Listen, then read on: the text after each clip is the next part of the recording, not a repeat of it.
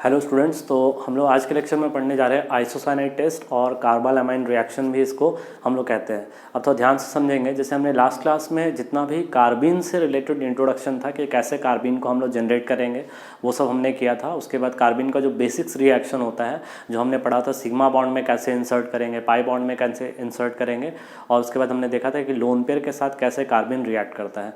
तो हम लोग इस रिएक्शन में हम लोग मेनली देखेंगे कि कैसे 1 डिग्री एमीन, बेसिकली जो तुम्हारा आइसोसाइनाइड टेस्ट होता है वो सिर्फ 1 डिग्री एमीन के लिए पॉसिबल है, यानी कि RNH2 ग्रुप के लिए। ठीक है, RNH2 ग्रुप के लिए पॉसिबल है। अब देखो, बहुत लोगों के मन में डाउट क्या होता है कि ये जो अमाइड होता है RCONH2, तो इसके पास भी बेसिकली क्या होता है, NH2 होता है। तो कहते हैं भाई NH2 एक कार्बन से अटैच है, मतलब ये भी 1 डिग्री एमीन की तरह बिहेव कर सकता है। हालांकि 1 डिग्री अमाइन नहीं है, अमाइड है, लेकिन इसको अगर मान लो सोचेंगे इस तरीके से कि अगर RNH2 दे सकता है तो हम इसे भी कंसिडर कर सकते हैं। किसके जैसा, R डैश के जैसा कंसिडर कर सकते हैं। और अगर इसको R डैश कंसिडर करेंगे तो मतलब R डैश NH2 कह सकते हैं इसको, तब ये भी बिहेव करना चाहिए, ये भी आइसोसाइनाइड टेस्ट देना चाहिए। तो देखो ध्यान से समझना कि इस अमाइड में ये जो C डबल बॉन्ड है वो क्या है, स्ट्रॉन्ग इलेक्ट्रॉन विड्रॉइंग ग्रुप है, जिसके कारण ये जो NH2 है उसका बेसिक कैरेक्टर घट जाता है। तो हम लोग यहाँ पे मेनली जो रिएक्शन है, उस रिएक्शन में हम लोग का बेसिक कैरेक्टर का होना बहुत ज़रूरी है। अगर जितना ज़्यादा बेसिक होगा रिएक्शन का रेट उतना ही ज़्यादा फास्ट होगा। तो जब मैकेनिज्म जब हम लोग देखेंगे तो वो चीज़ अच्छे से क्लियर हो जाएगा।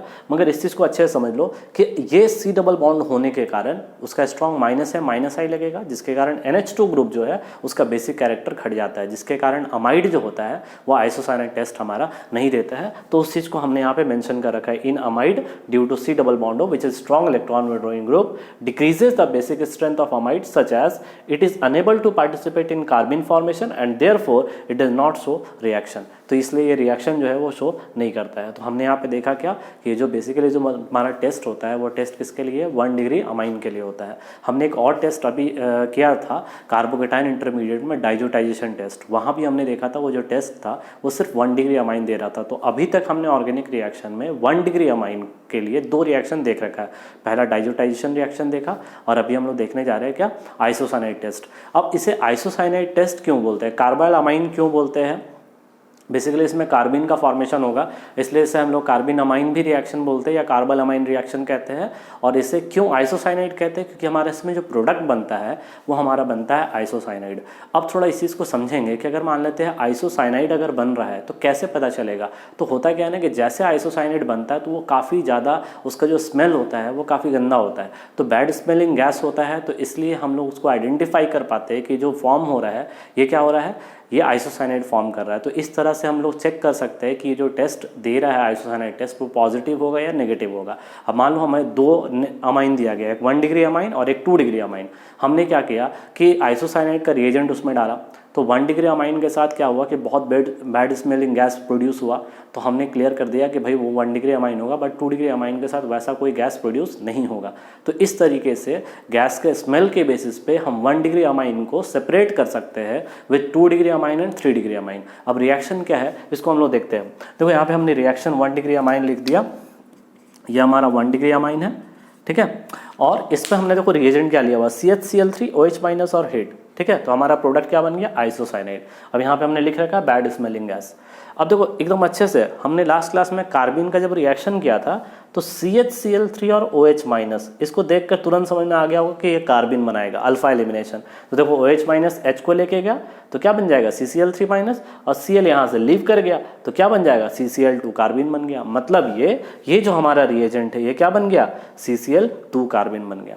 अब थोड़ा बात को समझना कि जो CCl2 कार्बिन है, हमने क्या बताया था कि अगर मान लेते हैं एक्वस मीडियम, अगर एक्वस मीडियम गैसेस मीडियम, तो अगर मान लेते हैं मीडियम मेंशन नहीं हो तो क्या मानेंगे, एक्वस। अगर एक्वस मीडियम मान रहे हैं तो मतलब कौन सा कार्बिन रिएक्ट करेगा, सिंगलेट कार्बिन। तो देखो हमने यहाँ पे सिंगलेट कार्बिन बनाया, इसका वैकेंट ऑर्बिटल बना दिया और एक ही ऑर्बिटल में ये दोनों इलेक्ट्रॉन होगा। अब देखो N का लोन पेयर, हमने पढ़ा था लोन पेयर का कार्बिन के साथ रिएक्शन, बिल्कुल वही रिएक्शन यहाँ पे करा रहा है हम लोग। यहाँ पे N का लोन पेयर गया, इसके वैकेंट ऑर्बिटल में अटैक किया, N पे क्या आ जाएगा, प्लस आ जाएगा। तो देखो N पे प्लस आ गया, ठीक है, और C पे तो माइनस है ही। अब N पे प्लस आ गया तो यहाँ से H को रिलीज किया इसने, H को रिलीज करने के बाद वो H किसको प्रोटोनेट कर दिया जाके, ये C के माइनस को प्रोटोनेट कर दिया। देखो यहाँ से H निकला, इसको प्रोटोनेट कर दिया, तो RNH CH ClCl बन गया, ठीक है। अभी तक यहाँ एकदम अच्छे से समझो, यहाँ का H को इसने रिमूव किया क्योंकि N पे प्लस आ रहा था, वो H+ के फॉर्म में निकल रहे, ये C- को प्रोटोनेट कर दिया। देखो यहाँ पे H+ को निकाल रहे हैं और ये C- इसको जाकर क्या कर दिया, तुम्हारा अटैक कर दिया, तो यहाँ पे H जाके जुड़ गया, तो CH जुड़ गया। अब N का लोन पेयर क्या था, गिरा इस कार्बन पे। क्यों इस कार्बन पे गिरा भाई, दो Cl लगा हुआ, दोनों Cl का स्ट्रॉन्ग माइनस आई, तो इस कार्बन पे हाईली क्या है, डेल्टा पॉजिटिव। तो तुरंत N का lone pair as a nucleophile attack किया, Cl को बाहर निकाला, तो एक Cl बाहर निकल गया, क्या बन गया, RN डबल बॉन्ड CH, देखो ये बन गया। अब चूंकि N ने अपना लोन पेयर डोनेट कर रखा है तो ऑब्वियसली उस पर प्लस चार्ज आ जाएगा। फिर उसने क्या किया, H+ को रिमूव किया, H+ रिमूव कर दिया। अब स्ट्रक्चर क्या बन गया, RN double bond CH Cl। फिर N का लोन पेयर वो C पे अटैक किया, Cl को बाहर निकाल दिया। जैसे C को बाहर निकाला तो अब स्ट्रक्चर N पे प्लस आ गया, CH हो गया। अब ध्यान से देखो, इस कार्बन का हाइब्रिडाइजेशन क्या है, sp कार्बन का हाइड्रोजन क्या होगा, एसिडिक। अब यहाँ पे मीडियम क्या ले रखा हमने भाई, बेसिक, तो आराम से वो जो OH है उस H को लेकर चला जाएगा। तो यहाँ से उस H को लेकर चला गया तो क्या बन गया, RN ट्रिपल बॉन्ड C, मतलब आइसोसाइनाइड फॉर्म कर गया। ठीक है, तो अब देखो ध्यान से, ये जो N का लोन पेयर है ये इसके वैलेंट ऑर्बिटल में जा रहा है, मतलब ये कि ये बेस की तरह बिहेव किया, इसके पास वैकेंट ऑर्बिटल, तो ये कैसे बिहेव किया। अब इसका बेसिक कैरेक्टर जितना ज़्यादा होगा उतना ज़्यादा इस रिएक्शन का रेट होगा, तो इसलिए कहा जा रहा है कि rate of reaction is directly proportional to basic character of amine. अब देखो हमने यहाँ पे कुछ क्वेश्चन लिखा है, तो इसमें कंपेयर करना है कि सबसे ज़्यादा रेट ऑफ तुम्हारा रिएक्शन किस में होगा, या ऐसे भी क्वेश्चन आ सकता है कि बताइए इन दोनों अमाइन में कौन सबसे पहले आइसोसाइनाइड गैस प्रोड्यूस करेगा। ठीक है, तो चलो देखते हैं। अब यहाँ पे इन दोनों में कंपेयर कर लो किसका बेसिक कैरेक्टर ज़्यादा होता है, तो ऑब्वियसली एरोमेटिक अमाइन या एलिफेटिक अमाइन है, तो एलिफेटिक अमाइन का बेसिक कैरेक्टर ज़्यादा, तो उसका रेट ऑफ रिएक्शन ज़्यादा। अब यहाँ देख लो, RNH2 R2NH R3N है, तो हमने तो पहले ही पढ़ रखा है भाई 1 डिग्री जो अमाइन है वो टेस्ट क्या देगा, पॉजिटिव टेस्ट देगा।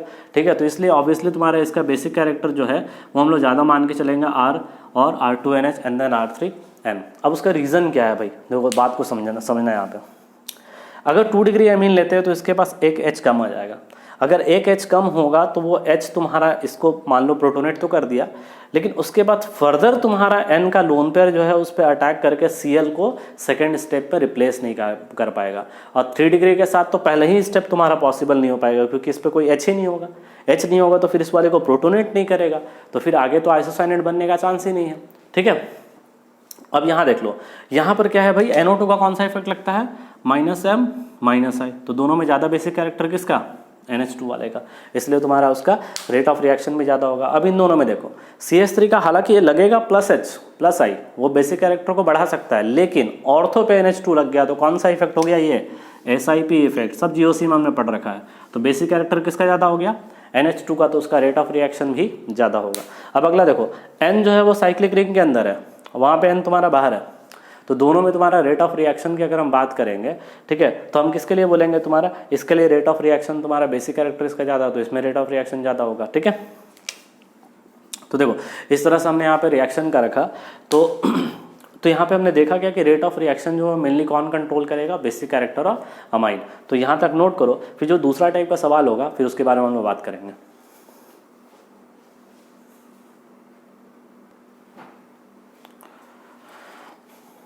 अब देखिए यहाँ पे जो क्वेश्चन है उसमें यह है कि इसमें कुछ कंपाउंड बनाया हुआ है, आपको देख के बताना है कि बताइए कौन इसमें आइसोसाइनाइड टेस्ट जो है वो पॉजिटिव देगा, कौन नेगेटिव देगा। ठीक है, अब देखो सबसे पहला चीज़ हमें बस एक ही चीज़ ध्यान में रखना है, अगर 1 डिग्री एमिन दिखे तो वो टेस्ट पॉजिटिव देगा और बाकी सारे कंपाउंड क्या देंगे, टेस्ट नेगेटिव देंगे। तो 1 डिग्री अमाइन तो आप लोग पहचान ही सकते हो आराम से, RNH2। ठीक है, ये 1 डिग्री अमाइन है जहाँ पे R की जगह कुछ भी हो सकता है। ठीक है, तो वो सारे टेस्ट क्या देंगे, पॉजिटिव। अब जैसे मान लो यहाँ पे ये 1 डिग्री अमाइन है तो टेस्ट क्या देगा, पॉजिटिव। ये भी 1 डिग्री अमाइन है, टेस्ट पॉजिटिव। ये भी पॉजिटिव होगा, ये भी पॉजिटिव होगा, ये भी टेस्ट होगा पॉजिटिव। ये टेस्ट नेगेटिव, क्योंकि कितना डिग्री अमीन है, 3 डिग्री। ये 2 डिग्री अमीन है तो 2 डिग्री है, टेस्ट क्या मिलेगा, नेगेटिव। ये देखो अमाइड है तो अमाइड में क्या मिलेगा, टेस्ट नेगेटिव। ये देखो कीटोन है तो टेस्ट क्या मिलेगा, नेगेटिव। ये भी अमाइड है, टेस्ट क्या मिलेगा, नेगेटिव। देखो यहाँ पे ये कितना डिग्री अमीन है, 2 डिग्री अमीन है तो 2 डिग्री है तो टेस्ट क्या हो गया, नेगेटिव। ये कितना डिग्री है, 2 डिग्री, टेस्ट क्या हो जाएगा, नेगेटिव। उसी तरह से ये 1 डिग्री अमीन है तो 1 डिग्री, टेस्ट क्या मिल जाएगा, पॉजिटिव। ये भी 1 डिग्री है, टेस्ट क्या मिलेगा, पॉजिटिव। यह अमाइड है तो टेस्ट क्या मिलेगा इसमें, नेगेटिव। ये कितना 1 डिग्री है, टेस्ट पॉजिटिव। ये 1 डिग्री है, टेस्ट पॉजिटिव। ये 1 डिग्री है, टेस्ट पॉजिटिव। सिमिलरली यहाँ पे देखो ये भी टेस्ट पॉजिटिव मिलेगा, इसमें भी पॉजिटिव आ जाएगा, इसमें भी पॉजिटिव टेस्ट होगा, और ये 2 डिग्री है तो टेस्ट क्या हो जाएगा इसमें, नेगेटिव हो जाएगा। तो इस तरीके से क्वेश्चन आता है आइसोसाइनेट टेस्ट में। तो हम लोग एक चीज़ और इसमें याद रखेंगे ये कि ये जो टेस्ट है इसको आप यूज़ कर सकते हो to distinguish 1 degree amine from 2 degree and 3 degree amine, ठीक है। तो मैं यहाँ पे लिख देता हूँ, this test can also be used to distinguish 1 degree amine from 2 degree and 3 degree amine. तो 1 डिग्री अमाइन को आप सेपरेट कर सकते हो from 2 degree and 3 degree amine, ठीक है। और एक चीज़ आप ध्यान रख लो, मान लो ये हमने पहला पॉइंट लिख दिया, दूसरा 2 degree and 3 degree amine give this test negative, ठीक है। तो ये 2 पॉइंट अच्छे से याद रखेंगे। तो आइसोसाइनेट टेस्ट के लिए इतना ही। तो हमने एक दूसरा केमिकल टेस्ट पढ़ा जिससे हम 1 डिग्री अमाइन को सेपरेट कर सकते हैं from 2 degree and 3 degree amine. इन सभी का आप प्रोडक्ट भी बना सकते हो। प्रोडक्ट बहुत सिंपल है, कुछ नहीं करना, आप कोई भी कुछ सवाल उठा लो। सपोज हमने यही सवाल उठा लिया, ये टेस्ट पॉजिटिव दे रहा, तो अब इसका प्रोडक्ट कैसे बनाओगे, तो सिंपल है, देखो अब जहाँ पे NH2 है वहाँ क्या लिख देना है, बस आपको NC, ठीक है। सिंपल आइसोसाइनेट बना देना है, NH2 है उसको NC लिख देना। तो आप इस तरह से प्रोडक्ट भी उसका लिख सकते हो, ठीक है। तो इस लेक्चर के लिए इतना ही। अगले लेक्चर में हम लोग कार्बेन से रिलेटेड दूसरा रिएक्शन हम लोग पढ़ेंगे। Okay, thank you.